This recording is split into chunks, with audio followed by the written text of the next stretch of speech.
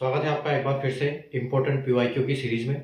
और important PYQ की series को आगे बढ़ाते हुए आज एक बेहतरीन क्वेश्चन, एक इंटरेस्टिंग क्वेश्चन हम करने जा रहे हैं, जो कि एग्जाम में बच्चे अक्सर इसको स्किप करके आते हैं। ठीक है, तो थोड़ा सा कैलकुलेटिव है, तो इसको हम कैसे करेंगे, किस हिसाब से, क्या हम जल्दी से इसका कॉन्सेप्ट समझते हैं कि इसको कैसे हम जल्दी से जल्दी कर सकते हैं और एग्जाम में अपना एक नंबर सिक्योर कर सकते हैं।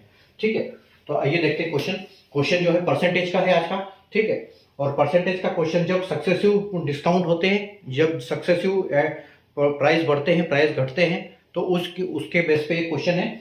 ठीक है, तो the price of fuel decreases by 10%, 45% and 10% in the 3 successive months. 3 महीनों में लगातार जो ईंधन की कीमत घटी 10%, 45% और फिर 10%। ठीक है, but increase by 65% in the 4th month. लेकिन चौथे महीने में क्या हुआ, 65% इंक्रीज हो गई। What is the percentage decrease in the price of fuel in the 4th month compared to its original price? अब यहाँ पर हमको बताना है कि चौथे महीने में जो भी उसका रेट रहा है, भाव रहा है ये इसका ईंधन का, वो पहले महीने के कंपैरिजन में कितना परसेंट बढ़ा है या घटा है, ये हमको बताना है। और यहाँ पर दिया हुआ है round off to decimal places, कि हमको लास्ट 2 डेसिमल के बाद 2 संख्याओं तक हमको इसको क्लोज करना है। ठीक है, देखो ईंधन की कीमत लगातार 3 महीनों में 10%, 45% और 10% घटती है, लेकिन चौथे महीने में 65% बढ़ जाती है। चौथे महीने में ईंधन की कीमत में उसकी मूल कीमत की तुलना में कितने प्रतिशत की वृद्धि अवलिक कमी हुई, उत्तर को 2 दशमलव स्थानों तक पूर्णांकित करें। ठीक है, तो यहाँ पर 2 और ऑप्शन दिया हुआ है। यहाँ पर मैंने हिंदी भी लिखा है, इंक्रीज का बढ़ना, इंक्रीज का बढ़ना, डिक्रीज का घटना, उस हिसाब से, ताकि इंग्लिश और हिंदी दोनों बच्चों को समझ में आ जाए। ठीक है, तो इसको हम देखो क्या करेंगे, जब भी ऐसा कोई आपको क्वेश्चन देखने को मिले, ठीक है, तो आपको क्या करना है, देखो सबसे पहले जो बेस प्राइस उसको 100 मानना है। ठीक है, जो सबसे पहले बेस प्राइस उसको आप 100 मान लो। ठीक है, उसके बाद देखो जो कमी हुई, अब यहाँ पर पहली बार में क्या हुआ, पहले महीने में क्या हुआ कि 10% उसकी कीमत घटी। ठीक है, यहाँ पर तीन महीने में लगातार घटी है, पहले 10% घटी, यानी कि 10 में से 1 कम हो गई, तो कितनी बची, 9। ठीक है, तो आपको लिखना है 9/10। ठीक है, यानी कि 1 की कमी हो गई 10% की। ठीक है, उसके बाद 45% घटी है दोबारा, अगले महीने में भी 45% घटी है, तो 45 को हम क्या बोल सकते हैं, 45 को हम बोल सकते हैं कि यानी कि 55/100, यानी कि जो 100 पहले 100 थी वो 55 हो गई, क्योंकि 45 की कमी हो गई। तो हम अगर इसको 5 से काटेंगे तो देखो कितना हो गया, ये 11 और यहाँ पर 20, तो हम इसको लिख सकते हैं कि 11 और 20। ठीक है, उसके बाद अगला देखो, अगला फिर 10% है, तो 10 अभी हमने किया था कि 1 की कमी, यानी कि 9/10। ठीक है, 9/10 हो गया। अब देखो उसके बाद जो चौथा महीना हुआ उसमें क्या हुआ, चौथा महीने में इंक्रीज हो गई, तो इंक्रीज हो गई यानी कि 65, यानी कि 100 पे 65 बढ़ गई, यानी कि 165 हो गई, और पहले 100 थी। ठीक है, 100 पे 65 बढ़ गई, तो इसको हम अगर 5 से काटेंगे तो कितना होगा, देखो नीचे का तो 20 हो जाएगा और ऊपर का कितना हो जाएगा, 20 और 30 और 3 33, यानी कि 33 हो जाएगा। तो ये अब 33 से 20 हो, 20 पे 33 हो गया। ठीक है, पहले 20 था, अब 33 हो गया ये। ठीक है, और बस इसको कैलकुलेट कर लो तो आपका आंसर आ जाएगा। और आपको यहाँ पर ये भी निकालना है कि डेसिमल के बाद सिर्फ 2। ठीक है, तो अब देखो सबसे पहले तो इस जीरो से आपको इस जीरो को काट दो, ये दोनों आपके कट गए। ठीक है, अब नीचे क्या आ गया, नीचे आपका बचा है 2 और 2, यानी 20 का गुणा 20 से, यानी कि 20 का स्क्वायर, यानी कि 400 आ गया। ठीक है, तो नीचे तो आपका 400 आ गया, नीचे 400 आ गया। अब ऊपर देखो, ऊपर इसका इससे मल्टीप्लाई करोगे तो कितना होगा, 99। ठीक है, तो 99 आ जाएगा, और गुणा इसका हो जाएगा आपको 33 का 9। तो 33 का अगर आपको देखो दिमाग में इसका कैलकुलेशन कराएंगे तो हम कैसे करेंगे, इसको 9 से भाग करना है, 9 से गुणा करना है हमको 33 को, तो हम क्या करेंगे, 33 को 10 से गुणा करेंगे, फिर 33 माइनस कर देंगे, तो 330 में से हम 33 अगर माइनस करेंगे, ठीक है, तो हमको मिलेगा यहाँ पर 297। ठीक है, यहाँ पर 297, 33 माइनस करो 330 में तो 297 मिलेगा, तो आपका 297 आ गया। ठीक है, अब 297, अब आपको बस यहाँ पर क्या है, अब इसको आपको कोई ऑप्शन ही नहीं है, आपको पूरा कैलकुलेट करना पड़ेगा।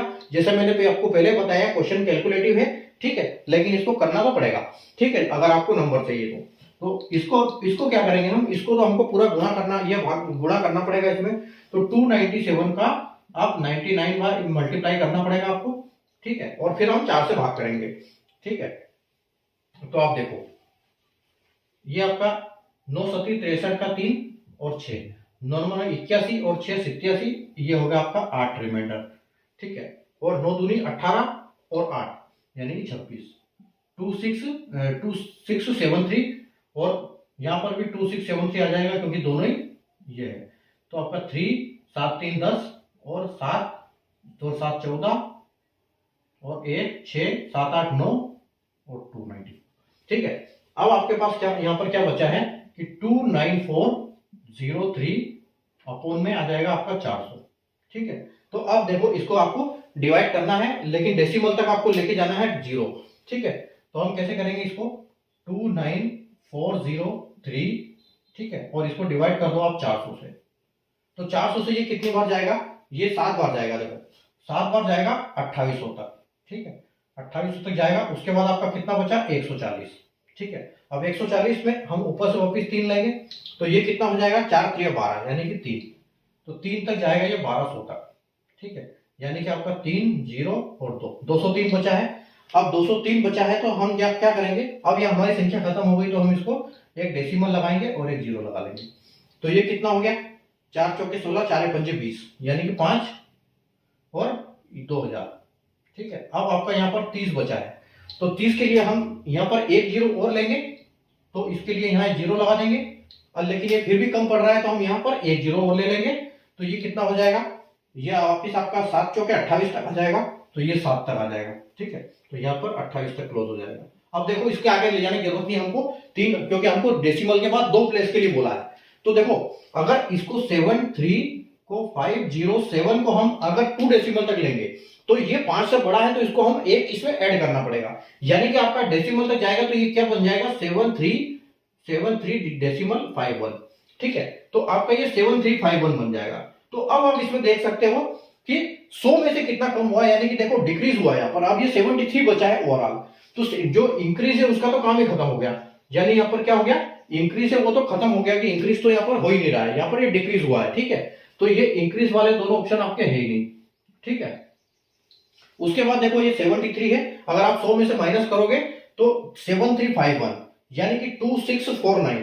अगर आप 73 में 73.51 में 2649 ऐड करोगे तो आपको बिल्कुल 100 आ जाएगा, ठीक है। ये आपका 0 और 1 6 3 9 0 और ये आपका 7 और 3 10, यानी कि आपका जो आंसर है वो क्या हुआ है, घटा हुआ है। और कितना घटा है 2649, ठीक है। तो 2649 आपका ये ऑप्शन जो है सी यहाँ पर बिल्कुल करेक्ट हो जाएगा। तो उस हिसाब से हमको यहाँ पर थोड़ा सा कैलकुलेटिव क्वेश्चन था, तो इसको पूरा यहाँ पर करना पड़ेगा हमको। लेकिन हमको बस ये ध्यान रखना है कि जो हमारी चीज बची हुई है, यानी कि जो कम हो गई उसके बाद जो बचा हुआ है उसको यहाँ ऐड करना है। जैसे 10% की कमी हुई तो आप 9 लिखोगे, उसके बाद आपका 45% की कमी हुई तो हमने उसको 20 लिया, 5 को बेस माना, ठीक है। तो 5 के हिसाब से यहाँ पर 11 बचे और यानी कि 9 खत्म हो गए। उसके बाद यहाँ फिर 10% और यहाँ पर फिर बढ़ी हुई, चौथे महीने में बढ़ी थी, यानी 20 पे 13 बढ़ गई, तो ये 33 हो गया। फिर आपको पूरा कैलकुलेटर इसका करना है कैलकुलेशन, तो उसी हिसाब से आप इसको कर सकते हो, ठीक है।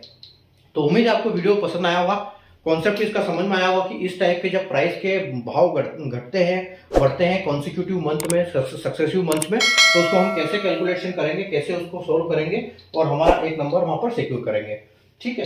तो वीडियो को लाइक और शेयर कर दीजिए, चैनल को सब्सक्राइब कर लीजिए और बेल आइकन को ऑल पर प्रेस कर लीजिए, ताकि जब आपकी एग्जाम हो जुलाई के आसपास, जुलाई में हो सकती है CBT 2, उससे पहले आपका बेस अच्छा हो जाए, हर क्वेश्चन के कॉन्सेप्ट आप समझ पाओ, ठीक है।